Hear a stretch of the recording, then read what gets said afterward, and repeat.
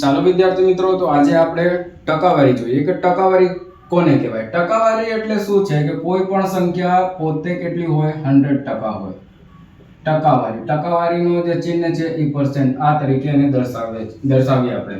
તો પર્સન્ટ નો અર્થ જ શું થાય છે કે કોઈ પણ જે હોય જેના પાછળ પર્સન્ટ લાગ્યો હોય એના છેદમાં 100 મૂકવાનો.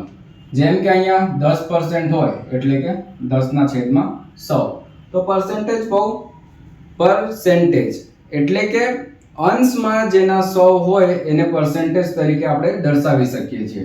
તો પર્સન્ટેજના બહુ બેઝિક છે, જે એક્ઝામમાં અવારનવાર આપણને અમુક સંખ્યાઓ જોવા મળે છે જેના જોઈને વિદ્યાર્થીઓ મૂંઝવણમાં થઈ જાય છે. તો આપણે જોઈ લઈએ એના બેઝિક જે આપણે યાદ રાખવાના છે. જેમ કે 1 હોય તો 1 એટલે 100%. ઓકે. 1/2 હોય એટલે કે 50%. આ કઈ રીતે થયો? 1/2 ને પર્સન્ટમાં દર્શાવવું છે એટલે કે આને 100 થી ગુણ્યા કરવો પડશે.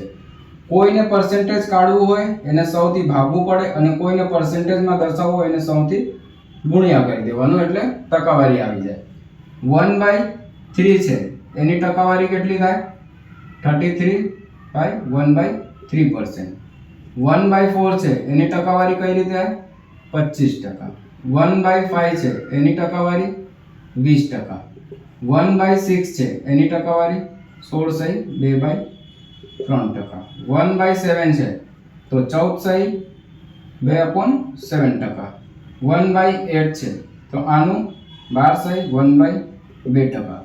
હવે 1/9 છે 11/1/9%. 1/10 છે એટલે કે 10%.